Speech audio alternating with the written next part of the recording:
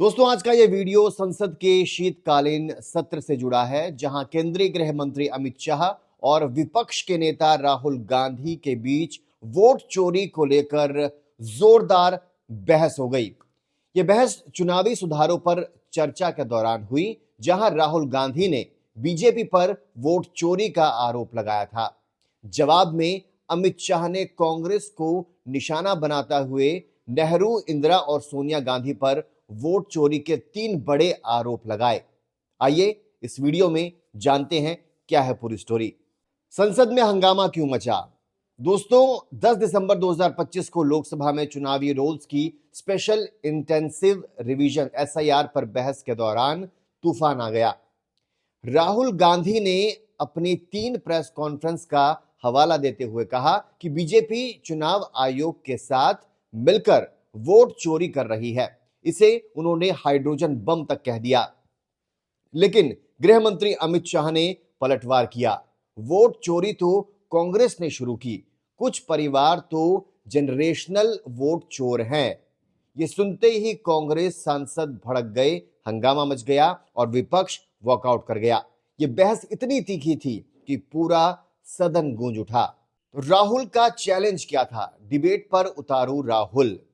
बहस के बीच राहुल गांधी ने अमित शाह को बीच में रोक दिया और चैलेंज किया, अमित शाह जी, मेरी 3 प्रेस कॉन्फ्रेंस पर डिबेट हो जाए, मैं चुनौती देता हूं। राहुल ने कहा कि सरकार डिबेट से भाग रही है, लेकिन बीजेपी कभी बहस से नहीं डरती। ये शाह का ही जवाब था। शाह ने साफ लहजे में कहा, मेरी स्पीच का ऑर्डर मैं तय करूंगा, तुम नहीं। दोस्तों, ये सीन देखने लायक था वाकई में। राहुल की आंखों में चमक, शाह का कड़ा रुख, ये राजनीतिक ड्रामे का हाई वोल्टेज मोमेंट था। शाह का पहला आरोप क्या था? नेहरू पर वोट चोरी का दाग। शाह ने इतिहास खोल दिया। आजादी के बाद कांग्रेस अध्यक्ष चुनने की मीटिंग में सरदार पटेल को 28 वोट मिले, नेहरू को सिर्फ 2। फिर भी नेहरू ही प्रधानमंत्री बने। शाह बोले, ये पहली वोट चोरी थी। विपक्ष को इतिहास की बात पसंद नहीं, लेकिन बिना इतिहास के आगे कैसे बढ़ें? कांग्रेस ने इसका विरोध किया, लेकिन शाह ने जोर देकर कहा कि यह फैसला लोकतंत्र की जड़ों पर चोट था। इमेजिन करें 1946 का वो सीन, पटेल की जीत, नेहरू की कुर्सी। शाह का ये तीर सीधा नेहरू गांधी परिवार के दिल में लगा। दूसरा झटका, इंदिरा गांधी का इमरजेंसी कांड। शाह ने दूसरी वोट चोरी का जिक्र किया। 1971 में रायबरेली से इंदिरा गांधी की जीत को इलाहाबाद हाईकोर्ट ने रद्द कर दिया। चुनावी धांधली का आरोप।